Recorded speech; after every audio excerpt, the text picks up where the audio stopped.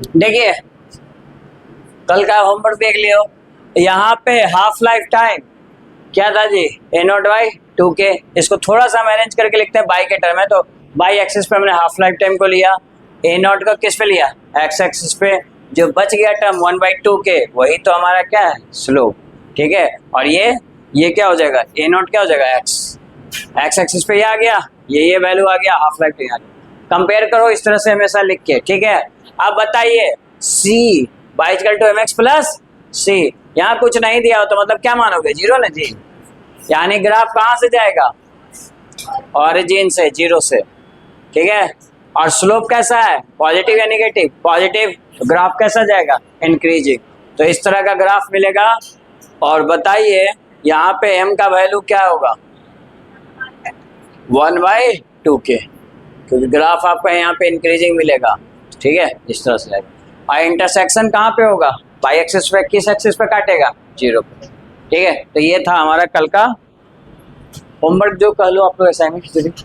अब हम आज बात करते हैं किस ऑर्डर के लिए, फर्स्ट ऑर्डर के लिए।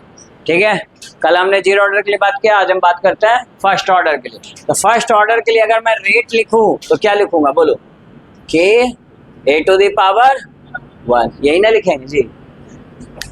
रेट कांस्टेंट, और जो इनिशियल कंसंट्रेशन है, मान लो ए आपका चेंज हो रहा है किसमें, इसमें चेंज हो रहा है, प्रोडक्ट में, तो आप कंसंट्रेशन ऑफ 1 क्यों लिखा, क्योंकि ऑर्डर क्या है, फर्स्ट ऑर्डर, तो ये लिखो। बोलो इसको लिखने में कोई दिक्कत नहीं। अच्छा, इसको डिफरेंशियल के टर्म में लिख सकते हो ना, बाद में इंटीग्रेट करेंगे, तो क्या लिखेंगे, D A by D T equal to K A to the power 1 को हटाना। ठीक है, कोई दिक्कत किसी को इसमें। अब इसमें जो सिमिलर टर्म है एक तरफ लिखो, तो आप क्या लिखोगे, डी बाई, अच्छा डी, ये यहाँ पे डी टी को इस तरफ ले आओ और ए को इधर ले आओ, तो 1/डी ए, ये लिख सकते हैं, कोई दिक्कत किसी को इसमें। और इधर के डी टी, और फिर क्या करते हैं, इंटीग्रेटिंग ऑन बोथ साइड। अगर दोनों साइड हम इंटीग्रेट करेंगे तो आपको पता है इसका वैल्यू क्या आएगा, क्या आएगा इंटीग्रेट करने पे, ये प्रूफ करने आता है जी, इसलिए ध्यानपूर्वक समझिए इसको। इसका इंटीग्रेशन 1/x का क्या होता है, नेचुरल लॉग x, इसका याद रखना, नेचुरल लॉग x। बाकी आप पढ़ोगे तो यहाँ पे x की जगह कौन है, a, तो आप क्या लिखोगे, नेचुरल लॉग a। ये तुम्हारा इनिशियल कंसंट्रेशन है, तो ऐसे लिख लो, इनिशियल कंसंट्रेशन। कोई दिक्कत, इनिशियल नहीं, अभी कंसंट्रेशन है। और यहाँ पे k, और ये क्या, dt का क्या हो जाएगा, t होता है ना, ये याद रखना। इंटीग्रेशन ऑफ dt रहेगा तो ये t हो जाता, dx रहता तो x लिखते हैं, और अगर 1/x dx है तो ये क्या होगा, natural x, natural log x होता है। तो वही हमने यहाँ पे किया, कोई दिक्कत। अच्छा, यहाँ पे एक इंटीग्रेशन कांस्टेंट लेते हैं i। ठीक है, अब इसको इक्वेशन फर्स्ट मान लो और i का वैल्यू निकालो, कल जैसे निकाले थे, at time t equal to 0 time, मतलब इनिशियल आपने जब शुरू किया था रिएक्शन तब के टाइम पे t इक्वल टू 0 पुट करेंगे, तो बताइए i का वैल्यू क्या आएगा। अच्छा, i का छोड़ो, उस समय जो ये इनिशियल कंसंट्रेशन है उसको कितना माने थे, इनिशियल कंसंट्रेशन को आप ए नॉट मान लेना। ए नॉट का वैल्यू कहाँ पुट करोगे, यहाँ पे, तो पुट कीजिए और बताइए आई का वैल्यू क्या आएगा। चलिए निकालिए जल्दी से, यहाँ तक लिखो पहले।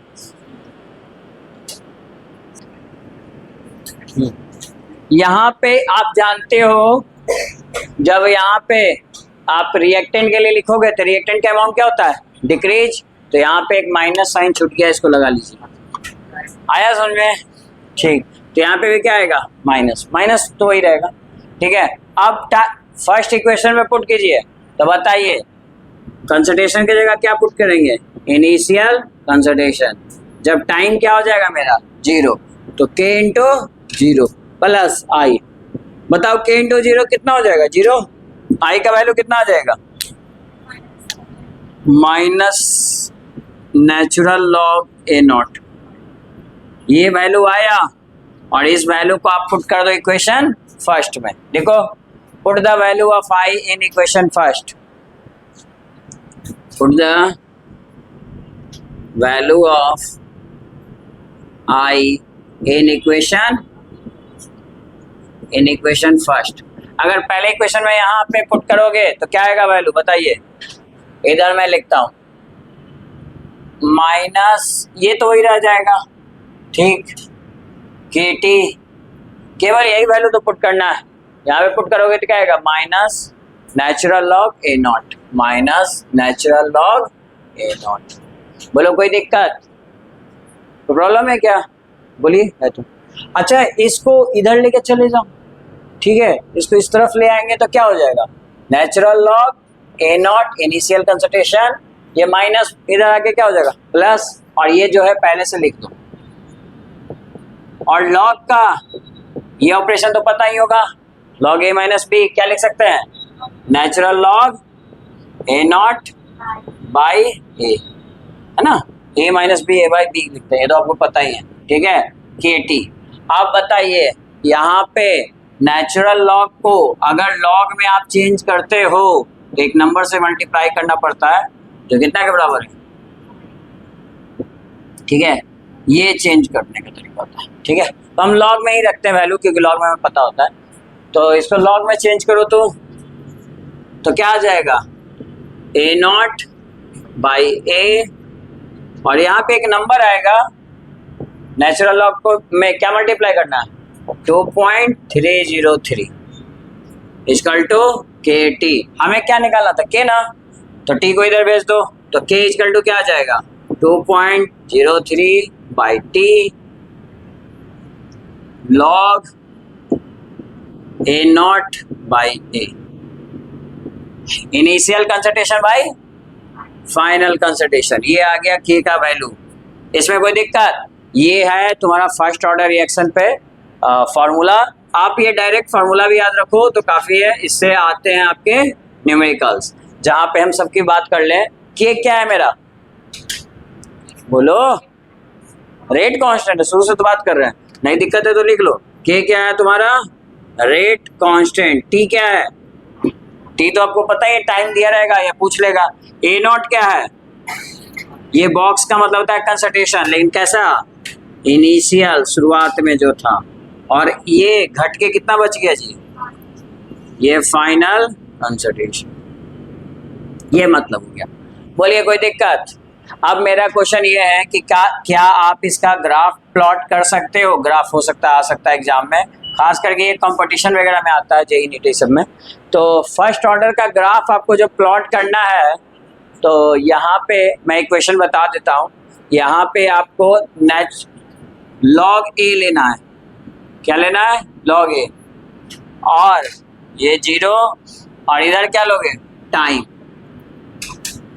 यानी कि इस ग्राफ को, यहाँ पे दिख रहा है आपको ये ग्राफ, इसको इस तरह से रीअरेंज कीजिए कि y equal to mx plus C आ जाए, और देखिए कि c क्या है, x क्या है, x एक्सिस तो बता ही दिया, टाइम होना चाहिए। तो आप इस तरह से अरेंज कर लो इसको, और बताइए कि इसका ग्राफ कैसा जाएगा, इंक्रीजिंग डिक्रीजिंग, स्लोप कैसा रहेगा, और स्ट्रेट लाइन होगा, ये तो आपको पता है। तो y equal to mx plus C पे इक्वेट कीजिए। देखिए ग्राफ का जो भी क्वेश्चन मिलेगा उसमें ग्राफ तो प्लॉट किया हुआ रहेगा, यानी आपको ये तो पता रहेगा कि बाई एक्सिस मेरा कौन है और एक्स एक्सिस किसको लेना। इसकी चिंता आपको नहीं करनी है, क्योंकि 4 ऑप्शन में ये दिया रहेगा तो आप पहचान ही लोगे। अब बात बताओ, आपको बाई एक्सिस और एक्स एक्सिस क्लियर है, तो आप एक काम करो ना, ये जो इक्वेशन दिख रहा है यही ना फर्स्ट ऑर्डर रिएक्शन है, इससे भी लिख सकते हो, चलो इसी से लिखते हैं। ये जो इक्वेशन दिख रहा है इसको ऐसे चेंज करो कि बाई ए मेरा आ जाए और एक्स के जगह ये आ रहा है, बात समझ में। चलिए चेंज करते हैं। अब देखिए ये टर्म को इधर भेज दो पूरा, मैं यहाँ से थोड़ा सा इसको और सुधार कर रहा हूँ। क्या इस वैल्यू को मैं इधर भेज दूँ, चलेगा, ठीक, टी को भी इधर भेज दो। देखो यहाँ तुमको हिंट मिल गया ना, ये एक्स एक्सिस, तो उसके बगल में कौन होता है, m, y equal to mx plus C, m मिल गया, आगे आइए। इधर वाले को थोड़ा सा अलग अलग करके लिखिए, क्योंकि a प्लस बी है ना। log a बाई बी को क्या लिख सकते हैं, बोलिए, log a minus log b। देखिए ये बाई एक्सिस दिखा अब आपको, तो थोड़ा सा रीअरेंज करना है, थोड़ा सा दिमाग लगाइए, रीअरेंज कीजिए। इसको बाई एक्सिस है ना, इसको प्लस में लगता है, by equal to mx plus C, ऐसे लाना है आपको ग्राफ।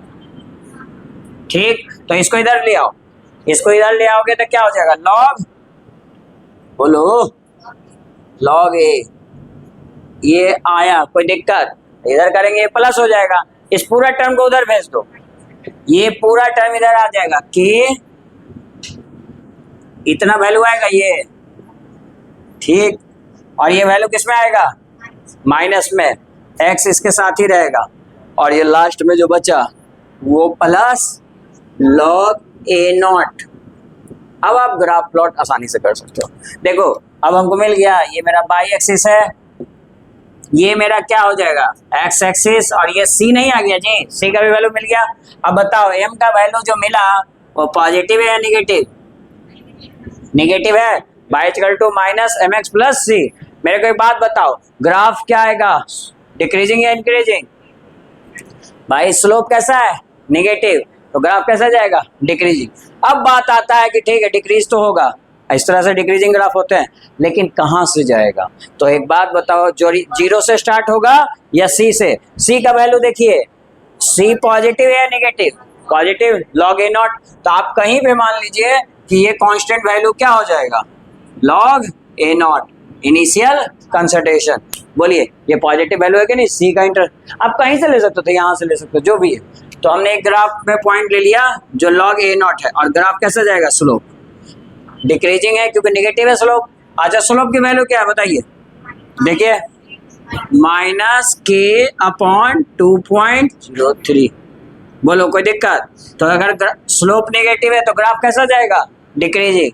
ये किसका ग्राफ है, फर्स्ट ऑर्डर का रेट कांस्टेंट का ग्राफ, इस रेट से घटेगा। इस पे भी न्यूमेरिकल्स पूछते हैं खास करके कंपटीशन में कि एम स्लोप का वैल्यू क्या होगा, या ये दिया रहेगा, आपको इक्वेट कीजिए ये वैल्यू क्या है, आ रहा समझ में निकालने, और ये ए नॉट निकालने समझ में आया। बस इस ग्राफ को इस तरह से अरेंज करो कि बाई एक्सिस और एक्स एक्सिस आपको मिल जाए। और वो तो आप जानते हो ये ग्राफ किसका होता है, स्ट्रेट लाइन का। स्ट्रेट लाइन खाली देखना है कि जो स्लोप होगा वो निगेटिव आता है या पॉजिटिव, और सी का वैल्यू भी निगेटिव आता है कि पॉजिटिव। पॉजिटिव रहेगा ऊपर से शुरू करना, नेगेटिव रहेगा नीचे करना शुरू, है ना। अगर स्लोप नेगेटिव रहा तो ग्राफ डिक्रीजिंग, और स्लोप अगर पॉजिटिव रहा तो ग्राफ इंक्रीजिंग, इस तरह से जाएगा। आ रहा बात समझ में, कोई दिक्कत किसी को। आप बताइए फर्स्ट ऑर्डर के ग्राफ में कोई प्रॉब्लम नहीं ना, तो राइट डाउन कर लो इसको, ये था जीरो ऑर्डर का, ये फर्स्ट ऑर्डर का।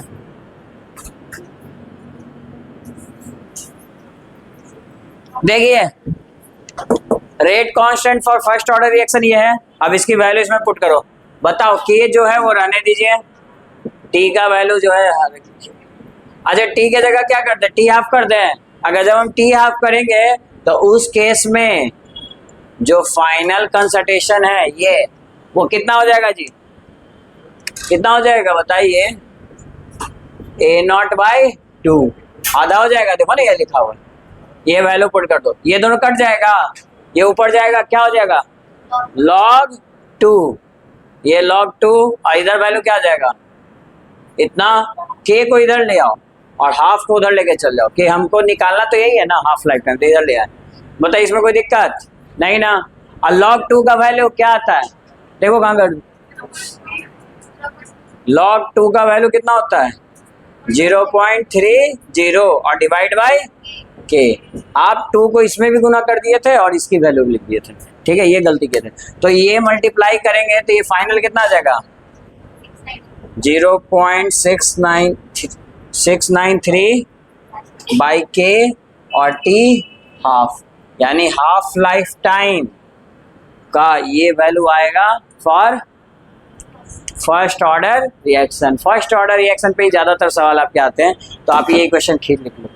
अब बताओ ये इक्वेशन लिख लिए तो क्या इसका ग्राफ प्लॉट कर सकते हो, चलिए कीजिए इस बार प्लॉट, इस बार सबका बनना चाहिए ग्राफ। देखिए कांस्टेंट वैल्यू क्यों आया, क्योंकि यहाँ पे देखिए इस फॉर्मूला में कहीं भी ए नॉट नहीं है, मतलब इस पे डिपेंड नहीं करेगा। इस पे डिपेंड नहीं करेगा मतलब क्या कि वैल्यू बाई इक्वल टू क्या हो जाएगा, 2 क्या है, कैसी वैल्यू है, कांस्टेंट। आज भी 2 ही रहेगा, उसका कल भी वैल्यू 2 ही होगा। तो बताओ बाई में कहीं 2 यहाँ मान लो, तो इसका ग्राफ ऐसे जाएगा एक्स एक्सिस के पैरेलल, मतलब कि इसके वैल्यू चेंज होने से 1 2 3 कुछ भी हो इस पे कोई असर नहीं पड़ेगा। यही हो गया बाई इक्वल टू 2 यानी कि कांस्टेंट का वैल्यू। और एक्स में एक्स का क्या भाई, बाई एक्सिस के पैरेलल जाएगा, जहां पे ये वैल्यू 2 हमेशा रहेगा चाहे इसका वैल्यू कुछ भी रहे, यही ना मतलब हुआ। तो सेम काम यहाँ तो करना था जी, यहाँ क्या करना था, यही तो करना था। आपको दिख रहा है ये कौन सा एक्सिस है, बाई एक्सिस है। क्या एक्स एक्सिस आपको यहाँ मिल रहा है, नहीं मिल रहा है, इसका मतलब कि आपको कैसा ग्राफ खींचना है, बाई इक्वल टू कांस्टेंट।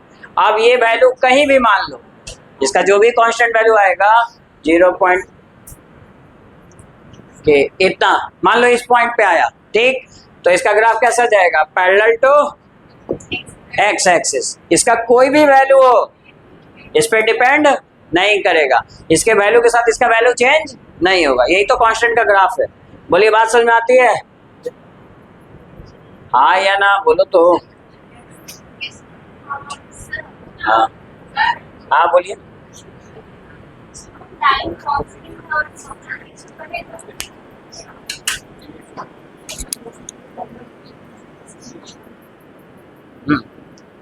तो यहाँ पे एक नोट समझ में आ रहा है कि ये इनिशियल कंसंट्रेशन यानी एक्स एक्सिस पे डिपेंड नहीं कर रहा है, कौन, हाफ लाइफ टाइम, कब, फर्स्ट ऑर्डर के लिए। तो लिखिए for first order reaction, for first order reaction half life time, for first order reaction comma half life time does not depend on, half lifetime does not depend on, does not depend on initial concentration, does not depend on initial concentration। बोलिए कोई दिक्कत इसमें, initial concentration पे depend ये नहीं करेगा। कौन नहीं करेगा जी, हाफ लाइफ टाइम। याद रहे रेट कांस्टेंट नहीं, रेट कांस्टेंट तो डिपेंड करेगा, क्योंकि रेट कांस्टेंट का जो वैल्यू आया था ये था, इसमें इनिशियल कंसंट्रेशन है कि नहीं है, तो ये डिपेंड करेगा, इसकी वैल्यू चेंज करने पे ये चेंज होगा। लेकिन इसकी वैल्यू में ए नॉट कितना भी चेंज करते रहो ये कांस्टेंट रहेगा, ए नॉट से ये इंडिपेंडेंट होता है। बोलो कोई दिक्कत है ना, ठीक। नेक्स्ट टॉपिक लिखो, हम लिख रहे हैं जीरो ऑर्डर और फर्स्ट ऑर्डर में डिफरेंस। देखिए रेट इक्वल टू क्या लिखेंगे यहाँ, k A to the power 0 यानी zero order, A to the power 1 यानी फर्स्ट ऑर्डर। अब k का वैल्यू निकाल रहे हैं, सुनो इन्हीं रेट कांस्टेंट निकाल रहे हैं। याद करो एक बात बताओ, यहाँ पे घटाना है तो आप बड़ी वैल्यू से छोटे वैल्यू को घटाते हो, कभी भूल जाओ कि ए नॉट पहले या ए पहले, तो भाई बड़ी वैल्यू से छोटी वैल्यू, बड़ी वैल्यू कौन है, इनिशियल कंसंट्रेशन बड़ी वैल्यू होगी ना जी, धीरे धीरे तो घट रहा है ना, तो घट रहा है तो इसमें घटाएंगे, कौन घट रहा है भाई, ये जो घट रहा है वो फाइनल कंसंट्रेशन डिवाइड बाय कौन टर्म छूट गया जी, टी छूटा है ना टाइम, तो टाइम को डिवाइड कर दो, ऐसे करके याद रखो। अगर आप भूलते हो तो कुछ लिंक कर लिया करो, हाँ कि फाइनल बड़े वैल्यू से छोटे वैल्यू घटाएंगे डिवाइड बाय टाइम। आइए इसकी बात करते हैं, इसमें भी ज्यादा अंतर नहीं था, यहाँ पे नेचुरल लॉग आया था जिसको इससे चेंज किए तो क्या किस में वैल्यू आ गई, लॉग में, और टाइम टी, और लॉग आएगा और इनिशियल कंसंट्रेशन हमेशा ऊपर रखेंगे और डिवाइड बाय फाइनल कंसंट्रेशन, यही आया था। अब मेरा नेक्स्ट क्वेश्चन ये है कि हम दोनों के लिए ग्राफ प्लॉट किए थे, चलो दोनों के लिए ग्राफ खुद से प्लॉट करो, और m का वैल्यू यानी स्लोप का वैल्यू भी लिखना है, और किसका वैल्यू लिखना है, y का, c का, यानी c पे कहाँ इंटरसेक्ट रहेगा वो भी लिखना। तो लिखिए जल्दी से, आपको याद होना चाहिए। देखिए बहुत आसान है, आपको यहाँ पे स्लोप किस पे लेना है बताइए जल्दी से, स्लोप किसका लेते थे, यहाँ पे ये फाइनल कंसंट्रेशन बाय टाइम का, और बताओ ग्राफ कैसा जाएगा, डिक्रीजिंग। इस वैल्यू का क्या नाम देते थे, अरे वही ना, ये कांस्टेंट यही ना है, इनिशियल कंसंट्रेशन, और स्लोप कैसा आएगा, नेगेटिव, माइनस ओके, यही आ रहा था ग्राफ। अच्छा, इसमें भी कुछ नया नहीं आ रहा, वही सेम आ रहा है। देखो कैसे आ रहा है, आप बताओ। ये ए के जगह केवल इसमें एक नया वर्ड आया, कौन? लॉग। तो थोड़ा रिलेटिव याद रखो, है ना, कि लॉग ए आएगा यहाँ पे, ठीक। ए नोट के जगह क्या हो जाएगा, बोलो, बोलता नहीं है रे तुम लोग। ए नॉट, गूंगे हो क्या सब? बोलो जल्दी से। ये ए है तो यहाँ पे क्या आएगा, ए नॉट। डम की तरह बैठे मत रहो, बोलो। और यहाँ पे ये ग्राफ कैसा जाएगा, डिक्रीजिंग। एम का वैल्यू अरे वही माइनस के रहेगा, बस खाली ये कोई वैल्यू नया आ रहा है ना, उससे भी क्या करना, डिवाइड कर देना। बोलो, ये याद हो जाएगा इस तरह से। इसीलिए कंपेयर करके याद करवा रहा हूँ, नहीं तो दोनों में कंफ्यूज होते रहोगे। बहुत ज्यादा अंतर नहीं है, ये जो वैल्यू था यहाँ लॉग लगा दिया, यहाँ पे ये वैल्यू में डिवाइड कर दिया, सी का वैल्यू मिला, सी दिख रहा है, लॉग ए नॉट, और ये वैल्यू क्या मिल रहा है, स्लोप। ठीक है, तो ये है तुम्हारा फर्स्ट ऑर्डर के लिए, और ये जीरो ऑर्डर का ग्राफ। बोलो कोई दिक्कत? नेक्स्ट ऑब्जेक्टिव क्वेश्चन जो एग्जाम में बहुत ज्यादा पूछता है कि फर्स्ट ऑर्डर का और जीरो ऑर्डर का यूनिट क्या होता है, जल्दी बताओ। यूनिट ऑफ के, यूनिट ऑफ के यहाँ पे किसके लिए बताओगे, फर्स्ट जीरो ऑर्डर के। जीरो ऑर्डर के बोलिए जल्दी से यूनिट। अरे हाँ, मोल, लीटर इनवर्स और सेकेंड इनवर्स, यही था। इसका बहुत इंपॉर्टेंट है जी, सिर्फ second inverse, unit of rate constant for first order. यही, ये मार्क करो, बल्कि कलर चेंज कर लो पेन का, ताकि दिमाग में ये बात याद है ना। ठीक है, इस तरह से अंडरलाइन करके लिखो। अगर ब्लू से लिखते हो तो ब्लैक से अंडरलाइन कर दो, या घर पे हाइलाइटर हो तो बाद में पढ़ने से इसको हाईलाइट कर लेना। ऐसे तो हम समरी अलग से लिखवा ही देंगे सब। ठीक है, आगे बात करते हैं, सुनिए। अब अगला क्वेश्चन, आपको एग्जाम्पल्स भी पूछा जाता है ऑब्जेक्टिव में। ये तो एक ऑब्जेक्टिव पूछेगा ही, साथ साथ एग्जाम्पल्स। तो कुछ एग्जाम्पल्स आपको याद रखना है। बताइए इसका एग्जाम्पल फॉर किसका, जीरो ऑर्डर। जीरो ऑर्डर के लिए एग्जाम्पल याद करवाया था ना, बोला था ना, बिहार बोर्ड से क्वेश्चन पूछा था, कल भी एनसीईआरटी बुक में भी था। बोलो जल्दी से आंसर। अरे वही था, H2Cl2, ये क्या बन रहा था, HCl। ये किस ऑर्डर का रिएक्शन है, जीरो ऑर्डर। आगे बोलो, सनलाइट था, यहाँ पे लाइट था। एक था डिकम्पोजिशन, किसका बोलेगा सब, अमोनिया का। लिख लो, डिकम्पोजिशन ऑफ अमोनिया,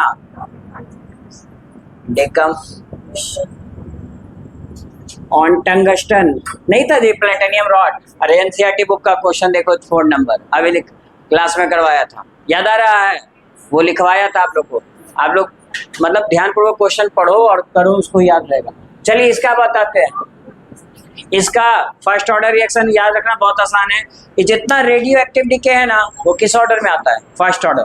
क्योंकि रेडियो एक्टिव डीके क्या होता है, आप बताइए, उसमें उसे एनर्जी निकलता रहता है, धीरे धीरे उसका मास कम होता रहेगा। तो radioactive decay, nuclear reaction, ये सब किसका एग्जांपल्स है, फर्स्ट ऑर्डर का। तो लिखो nuclear reaction, nuclear reaction, radioactive decay, radioactive decay. हाँ, ये सब किसके एग्जांपल्स हैं, फॉर फर्स्ट ऑर्डर। यूरेनियम का सब्सटेंस है आपके पास, धीरे धीरे वो कम हो जाएगा, क्योंकि उससे इमिशन निकलता रहता है, रेडिएशन निकलता रहता है, एनर्जी बाहर होती रहती है। तो ये सब किसके एग्जांपल्स होंगे, फर्स्ट ऑर्डर के। अभी आप क्वेश्चन देखोगे फर्स्ट ऑर्डर का, तो उसमें लिखा रहेगा कि रेडियो एक्टिव डीके है, इतने टाइम से घट के इतने टाइम बचा, तो बताइए कि उसका रेट कांस्टेंट या टाइम क्या होगा, ये पूछेगा। तो ये तुम्हारा एग्जांपल। अब बताइए नेक्स्ट टॉपिक क्या निकाले थे इसका, हाफ लाइफ टाइम। चलो जल्दी से हाफ लाइफ टाइम का फॉर्मूला लिखिए, तो दोनों के लिए टी हाफ और इसके लिए भी टी हाफ। फॉर्मूला लिखिए और इसका आप ग्राफ खींचिए। आज ही किए हमने दोनों का, जल्दी से बनाइए। देखिए टी हाफ, टी हाफ का क्या होगा वैल्यू, बताइए। यहाँ पे आपको याद है ना, A0/2K, ये इनिशियल कंसंट्रेशन पे डिपेंड करता है। और इसका ग्राफ प्लॉट करेंगे तो कैसा आया था, बताइए। पहले एक्सेस याद करो, क्या क्या था जी एक्सेस। यहाँ पे क्या लेते थे, टाइम मतलब टी हाफ, ठीक है, टी हाफ लिए और यहाँ पे क्या लेते थे, इनिशियल कंसंट्रेशन। अच्छा, ग्राफ कैसा गया था, 0 से, भाई सी इक्वल टू 0 तो साफ साफ दिख रहा है, यहाँ से ग्राफ ऐसा जाएगा, लेकिन एम का वैल्यू क्या आएगा, अरे साफ साफ दिख रहा है, एक्स एक्सिस को हटाओगे तो 1/2 के नहीं बचेगा, तो 1/2 के एक पॉजिटिव वैल्यू है तो ग्राफ कैसा जाएगा, इंक्रीजिंग, तो इसीलिए इंक्रीजिंग गया। बोलिए कोई दिक्कत इसमें किसी को, यही सोच के थोड़ा सा बना लोगे, तो ये सब ना सोचना सीखोगे जब आप लिखोगे तब। हम नहीं लिखवाते तो कहते कॉपी में सब तो आया, हमको पढ़ा हुआ है, याद भी है, तो देखो कितना याद है, खुद से चेक करो। चलो टी हाफ, इसका वैल्यू इनिशियल कंसंट्रेशन पे डिपेंड नहीं करता है, यहाँ पे ए नॉट जैसा कोई टर्म नहीं होगा, और इसका जब ग्राफ प्लॉट कीजिएगा तो कैसा आएगा बताइए, यहाँ पे आ जाएगा टी हाफ, बाई एक्सिस पे टी हाफ और एक्स एक्सिस पे ए नॉट।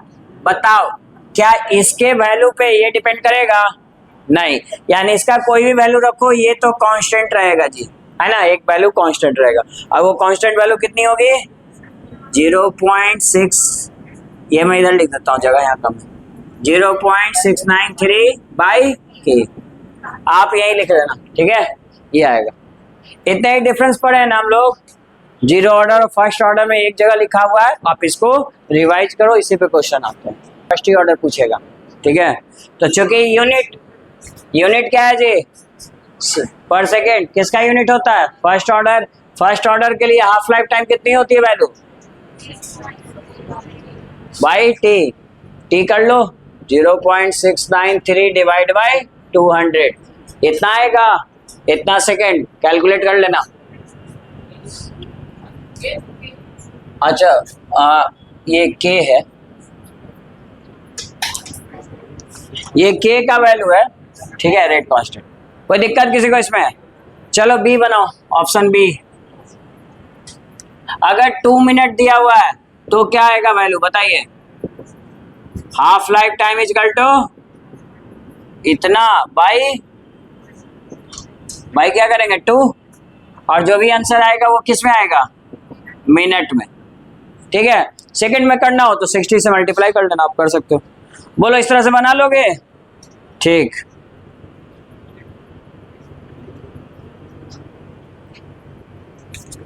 कोई डाउट है इस क्वेश्चन में? अब 14 पढ़िए, जरा लैंग्वेज पढ़िए और खुद से समझिए क्वेश्चन क्या कह रहा है।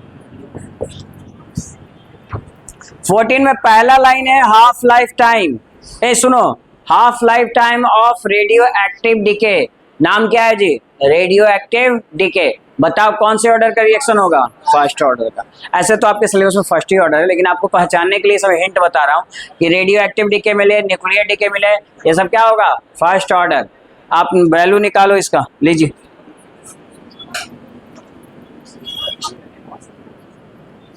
सुनिए 14 नंबर देखिए, हाफ लाइफ टाइम दिया हुआ है, हाफ लाइफ टाइम कितना 5730, इतना ईयर्स साल में दिया, ठीक। अच्छा एक बात बताओ, बोल रहा है एक लकड़ी का टुकड़ा मान लो है और उसमें 80% कोई ट्री है, उसका जो लकड़ी का टुकड़ा है वो आपका 80% उसमें कार्बन 14 फाइंड हो रहा है, ठीक है, कितना परसेंट, 80%, मतलब शुरुआत में कितना रहा होगा, इनिशियल कंसंट्रेशन कितना मानोगे बोलो, अरे भाई 100% मानेंगे, जिसमें से वो घट के कितना बचा 80%, मतलब फाइनल कंसंट्रेशन कितना, ए से डिनोट करते हैं 80%। बोलो कोई दिक्कत, ये लाइन पढ़ के ये लिखना आया, यही तो सीखो तब ना क्वेश्चन करोगे एग्जाम में। तो बोला है एज ऑफ द सैंपल, इसका एज मतलब कितना साल पुराना है, यानी क्या निकालना है जी, टाइम टी, मतलब ये 80% घट के, सॉरी 100% घट के 80% हो जाएगा, इसमें कितना समय लगेगा, कितना टाइम लगेगा, वही ना एज होगा, एज ऑफ सैंपल, उस ट्री का जो वुड का सैंपल है वो कितना साल पुराना है, पुरातत्व विभाग रहता है ना सब, वो बताता नहीं है जी कितना साल पुराना ये स्टैचू है ना, ठीक। तो हमको निकालना है टाइम। अब ये तुमको समझ में आया कौन से ऑर्डर का है, फर्स्ट या सेकंड, फर्स्ट ऑर्डर, ऐसे तो फर्स्ट ही आएगा केवल। तो हाफ मतलब के का वैल्यू क्या आएगा लॉग कितना लिखोगे, initial concentration bye final concentration. बताओ इनिशियल तुम्हें पता है ना, फाइनल भी पता है ना, और टी का वैल्यू भी पता है क्या? नहीं। अच्छा टी का ही वैल्यू निकालना है, टी को इधर भेज दो, तो टी निकालना इधर भेज दो, के को यहाँ कर दो, कर सकते हैं, बस खाली इंटरचेंज किया वैल्यू। चलो ये लिख सकते हो, और टी को यहाँ कर दिया, के को यहाँ कर दिया, कोई दिक्कत? के का भी वैल्यू है पता? नहीं। तो के का वैल्यू निकालने के लिए कोई तो वैल्यू दिया होगा, क्या दिया है? Half life time. ये फालतू नहीं दिया होता, ये के की वैल्यू निकालने में मदद करेगा। बताइए इसके लिए के निकालोगे तो आप पढ़े हो ना, टी हाफ इक्वल टू क्या सीखे हो, 0.69 बाई के, और के का वैल्यू चाहिए तो के इक्वल टू क्या, के इक्वल टू क्या लिखोगे बोलो? टी हाफ पता है ना कितना, 0.693, और टी हाफ की वैल्यू कितनी है जी, 0.693, और टी हाफ कितना है, 5730। बताओ ये जो के आएगा उसका यूनिट क्या होगा, ईयर में होगा, क्योंकि ये भी क्या है, ठीक है, इतना साल। इनवर्स कर लेना, के रेट कांस्टेंट है जो फर्स्ट है। अच्छा ये वैल्यू यहाँ पुट कर देंगे, चलिए पुट कीजिए, 2.03, और ये हो जाएगा 0.693, और क्या जी, डिवाइड बाई 5730, और लॉग इनिशियल कंसंट्रेशन कितना 100 और फाइनल 80। ये सॉल्व हो जाएगा, 0 से 0 काट देना जी, है ना। ये कितना आ जाएगा जी ऊपर 5, और ये कितना आ जाएगा 4, 5/4 करोगे तो लॉग का वैल्यू कितना हो जाएगा, लॉग 1.25। कर लीजिए सॉल्व इसको, ये ऊपर लेके चले जाओ, ये वैल्यू ऊपर चला जाएगा 5730 डिवाइड बाय ये वैल्यू नीचे, और लॉग का वैल्यू कितना आ जाएगा 1.25। ठीक है, इसको सॉल्व कीजिए और बताइए आंसर कितना आ रहा है। ठीक है, और जो भी आएगा उतना साल होगा, ईयर्स में, इतना ईयर्स। समझ में आया क्वेश्चन कैसे बनाएंगे? चलिए लिख लीजिए जल्दी से और सॉल्व कीजिए इसको।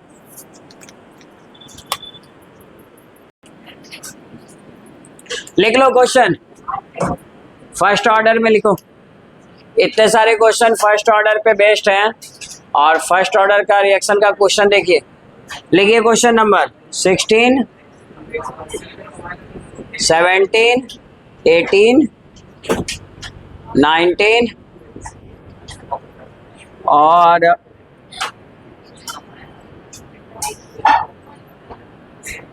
24, 25। बस इतने सारे सवाल हैं, ज़्यादा नहीं। पहली बार आज होमवर्क दे रहा हूँ, उसमें भी 6। अरे